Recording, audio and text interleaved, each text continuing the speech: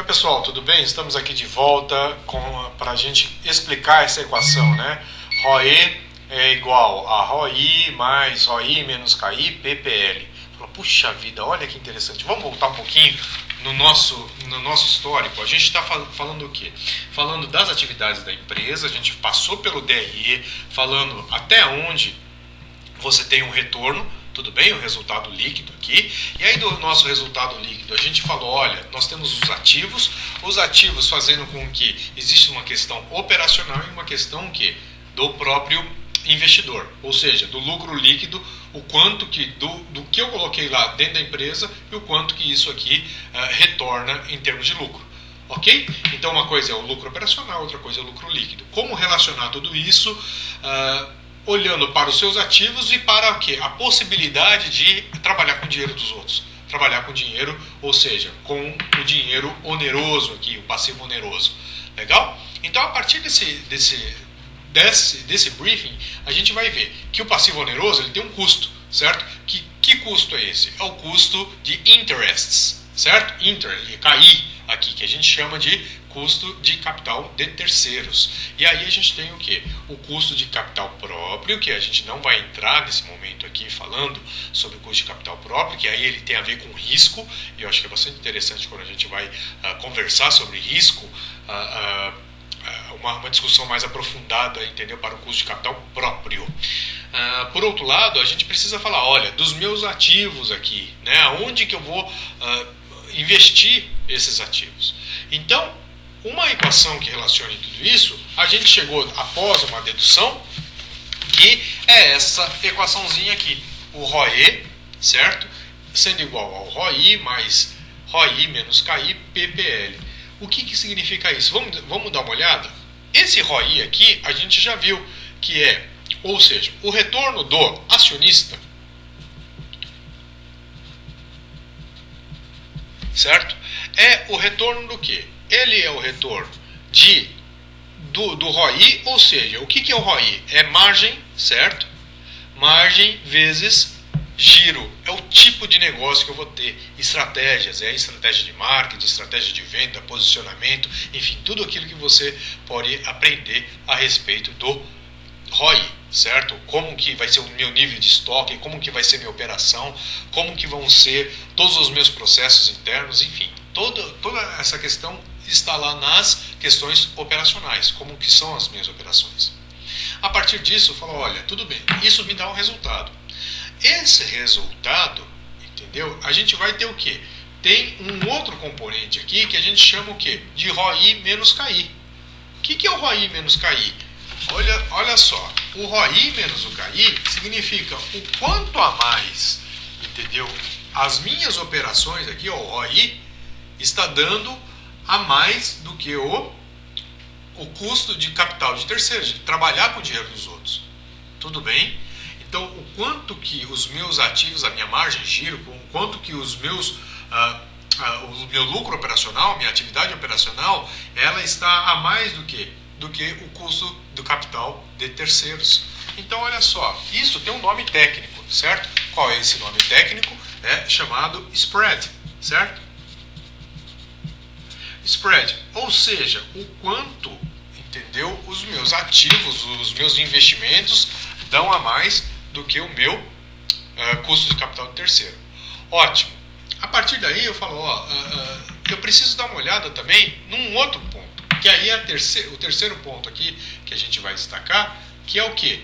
Certo? Esse capital de terceiros, a relação entre capital de terceiros e capital próprio. A relação de capital de terceiros e o capital próprio tem um nome isso. Tem um nome chamado alavancagem. O que significa alavancagem? Significa assim, falar, puxa vida, se eu trabalhar com o capital dos outros, eu posso aumentar, entendeu, o meu retorno do acionista. Sim, eu posso aumentar o retorno do acionista. O quanto que eu posso aumentar o retorno do acionista? Depende do quê? Depende que o quanto mais os seus investimentos renderem a mais, ou seja, forem maior do que o KI, e também a proporção que você utiliza o recurso de terceiros. Tudo bem? é a alavancagem. Ou seja, a gente acabou de ver aqui o como a gente consegue aumentar o ROE ou fazer uma decisão de ROE a partir do que? Olhando e amarrando todas as minhas decisões de negócio. Legal? Decisões de margem, giro, decisões de capital, usar o capital de terceiros e o quanto que a gente vai conseguir fazer com que a eficiência da empresa aumente. Legal? Então, eu acho que é bastante interessante. Só um pontinho, eu acho que eu gostaria de destacar, é o seguinte, você fala, olha, mas eu não trabalho com capital de terceiro, eu só consigo, eu não consigo nem dormir à noite, né? Eu não tenho ninguém contratado aí para fazer a parte de lidar com dívida, então eu não quero lidar com dívida nenhuma. Se você não quer lidar com dívida nenhuma, esse passivo oneroso aqui é zero. Legal? Ou seja, esse CAI também é zero. Qualquer coisa que multiplique, né, seja multiplicado por zero, isso tudo aqui é zero. Ou seja, por isso que empresas que não estão alavancadas, o que sobra da minha equação? Sobra ROE é igual ao meu ROI, certo? ROI mais toda essa parte aqui que virou o quê? Né?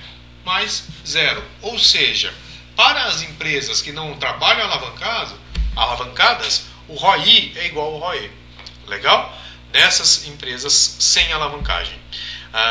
É bastante interessante que é muitas vezes o caso brasileiro. Tá legal? Quando o custo de capital de terceiro é tão alto que ele não consegue cobrir o capital, o retorno dos investimentos, então os heróis brasileiros aqui, eles vão só trabalhando com ROI, ok?